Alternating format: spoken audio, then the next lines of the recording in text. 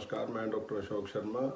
आज इस वीडियो के द्वारा कुछ बातें कोविड वैक्सीन के बारे में करना चाहूँगा।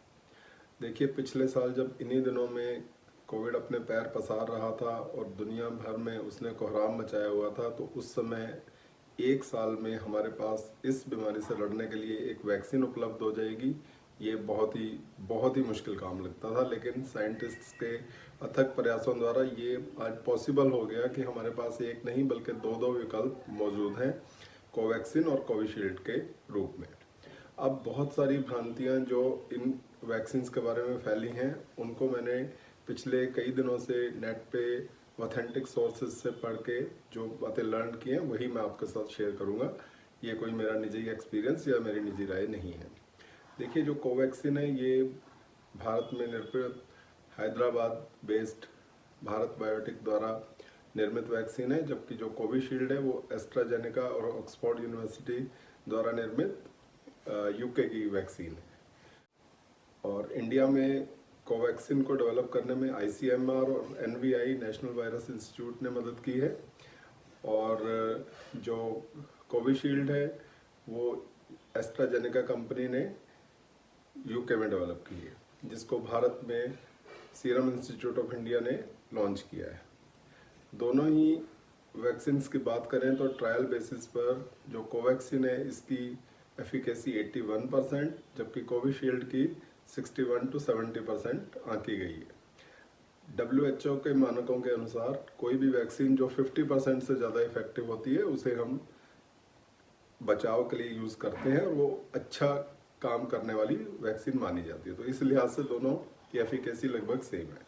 अब इन वैक्सीन्स को लगाने से कुछ इस तरह की बातें आ रही हैं कि कोविशील्ड लगने के बाद कुछ लोगों को प्रॉब्लम आई और उन प्रॉब्लम्स को एनालाइज किया गया।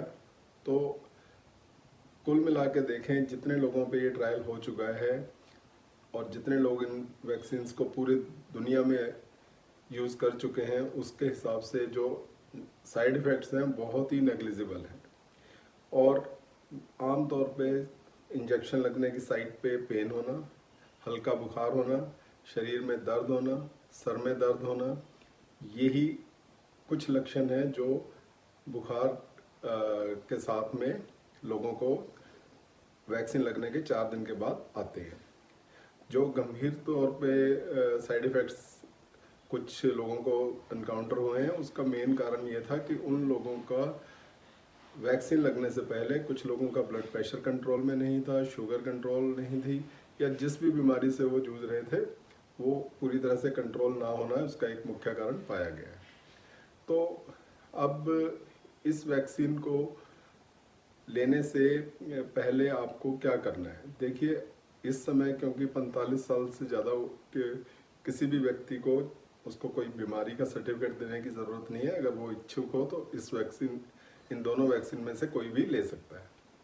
तो इसके लिए सिर्फ आपको ये करना है कि जो आप पहली बार चूज़ करेंगे वैक्सीन लेना, वही आपको दोबारा भी लगेगी। आप ये नहीं कर सकते कि पहले आपने कोवैक्सीन ली और फिर बाद में सेकेंड डोज आपको कोविशील्ड लगी। और इन दोनों डोजेस के बीच में लगभग 6 से 8 हफ्ते का गैप होना चाहिए इनकी एफिकेसी को बढ़ाने के लिए। दूसरी बात, आप ये सुनिश्चित कर लें कि अगर आपको कोई भी एलर्जी है, किसी भी तरह की एलर्जी है, तो आप इंजेक्शन लगवाने से पहले अपने डॉक्टर से संपर्क कर लें। वो कुछ दवाइयाँ आपको पहले दे सकते हैं, जिसके बाद इसके रिएक्शन की संभावना कम हो जाती है। दूसरा, अगर आपका ब्लड प्रेशर बहुत ज़्यादा है, आपकी शुगर बहुत ज़्यादा है, पहले उन्हें कंट्रोल कीजिए, उसके बाद ही आप इस वैक्सीन को लीजिए। तीसरी बात, अगर आपको कोई भी इस तरह की परेशानी है जो आपको लगता है कि आपको डॉक्टर के साथ डिस्कस करनी चाहिए इंजेक्शन लगाने से पहले, तो वो ज़रूर करिए। इसके अलावा वैक्सीन लगने के 4 दिन तक अगर आपको चक्कर आए, आंखों से धुंधला दिखे या आप बहुत ज़्यादा वीकनेस फील करें, तो अपने डॉक्टर को ज़रूर मिलें।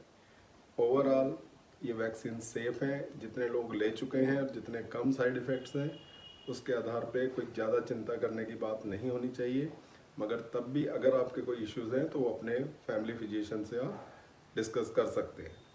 मैं दोनों डोजेज ले चुका हूँ और मुझे कोई भी किसी भी तरह की परेशानी का सामना नहीं करना पड़ा। तो उम्मीद करता हूँ कि इस छोटे से वीडियो ने आपके वैक्सीन से रिलेटेड कुछ डाउट्स क्लियर किए होंगे। अगर कोई इसके अलावा आपको बात पूछनी हो तो आप कमेंट कर सकते हैं, मैं उसका आंसर देने की कोशिश करूँगा। Thank you.